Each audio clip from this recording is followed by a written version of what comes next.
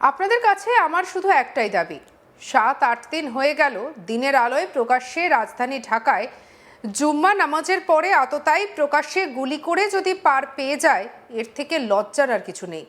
যদি border pass হয়ে যায় 5 থেকে 7 ঘন্টায়, তারা কেমন করে গেল?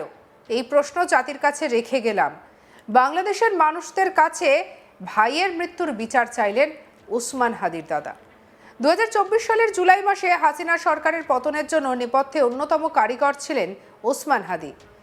ইনকিলাব মঞ্চ তৈরি করে শুরু হয়েছিল দেশ জুড়ে হিংসা ছড়ানো। আর এই ব্যক্তি ছিল কট্টরপন্থী এবং আপাদমস্তক ভারত বিরোধী। আওয়ামী লীগকে সম্পূর্ণভাবে নিষিদ্ধ করার পক্ষে ছিল। পাশাপাশি তার নিশানায় থাকতো বিএনপি বা বাংলাদেশ ন্যাশনালিস্ট পার্টিও। আর সেই হাদিরই ঢাকার 8 কেন্দ্র থেকে ফেব্রুয়ারির বাংলাদেশ নির্বাচন গড়ার কথা ছিল। গ্রেটার বাংলাদেশের ম্যাপও তৈরি করেছিল। সেই মানচিত্রে ভারতের কিছু এলাকাকে বাংলাদেশের অংশ বলে দেখানো হয়েছিল। আর সেই ম্যাপ সে ছড়িয়ে দিচ্ছিল অনুগামীদের মধ্যে। 12 ডিসেম্বর ই রিকশাতে চেপে যাচ্ছিলেন হাদি। সেই সময় তাকে এক দুষ্কৃতী গুলি করে বলে অভিযোগ। প্রাথমিকভাবে তাকে নিয়ে যাওয়া হয় ঢাকা মেডিকেল কলেজ হাসপাতালে। সেখানে পরিস্থিতি খারাপ হলে তাকে স্থানান্তরিত করা হয় এভার কেয়ার হসপিটালে। কিন্তু সেখানেও তার স্বাস্থ্যের উন্নতি হয়নি। এরপর তাকে গত শনিবার সিঙ্গাপুরে নিয়ে যাওয়া হয় উন্নত চিকিৎসার জন্য, কিন্তু তারপরেও শেষ রক্ষা হলো না। হাদির মৃত্যুর পরেই কট্টরপন্থীরা রাস্তায় নেমে পড়েন। বৃহস্পতিবার গোটা রাত বাংলাদেশ জুড়ে আগুন জ্বলে। আক্ষরিক অর্থে গৃহযুদ্ধ শুরু হয়েছে বাংলাদেশে। আর এই মুহূর্তে গোটা বাংলাদেশ জুড়ে কট্টরপন্থী মুসলিমদের তাণ্ডব চলছে। ইতিমধ্যে বহু সরকারি অফিস, বাড়িঘর ভাঙচুর করা হয়েছে, আগুন লাগিয়ে দেওয়া হয়েছে।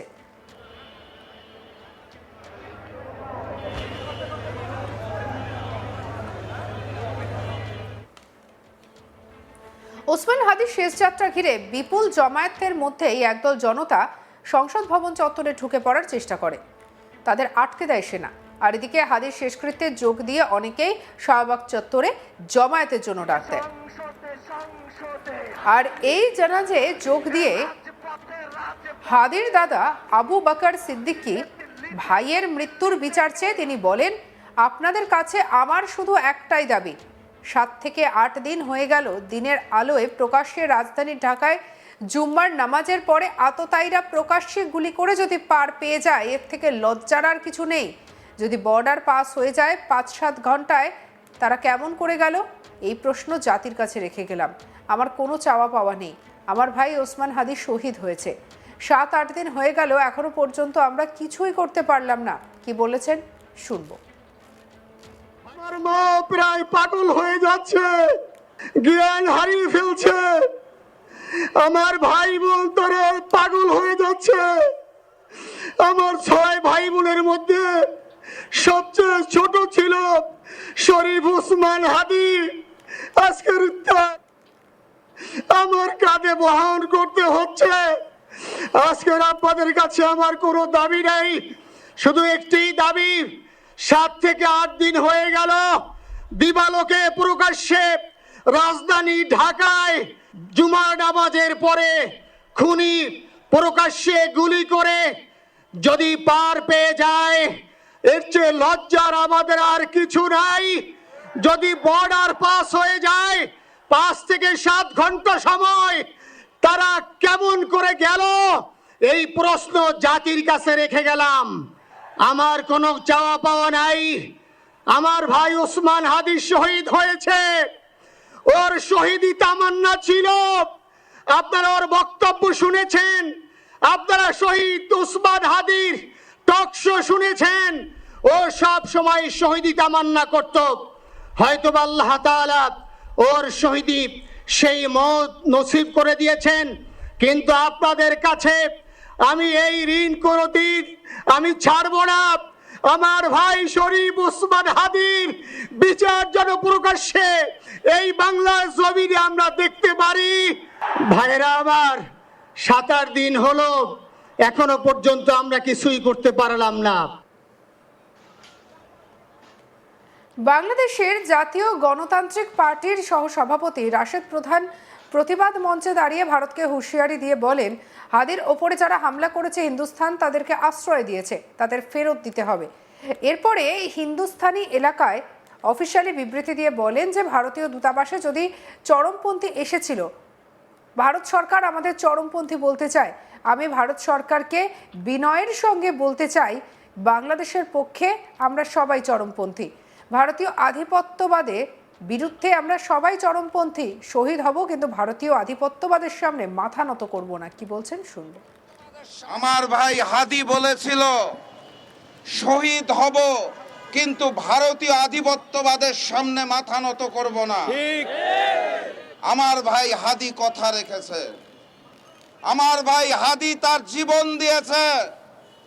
আমার ভাই হাদি শহীদ মৃত্যুকে বরণ করেছে, কিন্তু আমার ভাই হাদি জুলাইকে বিক্রি হতে দেয় নাই। আমার ভাই হাদি ভারতীয় আধিপত্যবাদের সামনে মাথা নত করে নাই। হাদির দেহটা আজকে নিথর, বাইরে থেকে বাংলাদেশের পথে আসছে, কিন্তু সে যেই আদর্শটা রেখে গেছে তা ওই সূর্যের মতো জ্বলজ্বল করে জ্বলছে।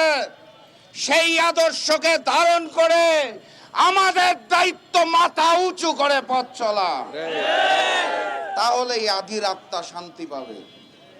গত পরশুদিন জুলাই ঐক্যের ব্যানারে আমরা গিয়েছিলাম ভারতীয় দূতাবাস ঘেরাও করতে। আমাদের দাবি ছিল খুনি হাসিনাকে ফেরত দিতে হবে, হাদির উপর যারা হামলা করেছে তাদেরকে হিন্দুস্তান আশ্রয় দিয়েছে তাদেরকে ফেরত দিতে হবে। পরবর্তীতে ওই হিন্দুস্তানি সরকার অফিসিয়াল বিবৃতি দিয়ে বলেছে ভারতীয় দূতাবাসে এসেছিল কিছু চরমপন্থী। ভারত সরকার আমাদেরকে চরমপন্থী বলতে চায়। আমি ভারত সরকারকে বিনয়ের সাথে বলতে চাই, চরমপন্থী শব্দের অর্থ হচ্ছে কোনো ব্যক্তি অথবা গোষ্ঠী কোনো বিষয় নিয়ে যদি আপোষ না করে, মাথা নত না করে, একরোখা থাকে, তাকে বলা হয় চরমপন্থী।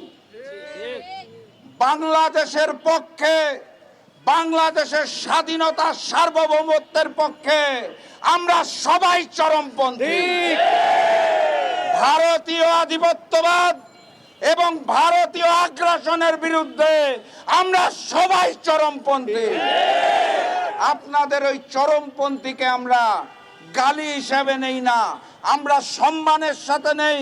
কারণ আপনাদের জানা থাকা উচিত, হাদি শহীদ হতে পারে, লাখো হাদি ঘরে ঘরে তৈরি হয়েছে। বাংলার মাটিতে ভারতীয় আধিপত্যবাদ এবং আগ্রাসনকে আর মেনে নেওয়া হবে না। সঙ্গে রাখুন আজ তাক বাংলার ইউটিউব চ্যানেলকে। লাইক, কমেন্ট, শেয়ার, সাবস্ক্রাইব করতে ভুলবেন না।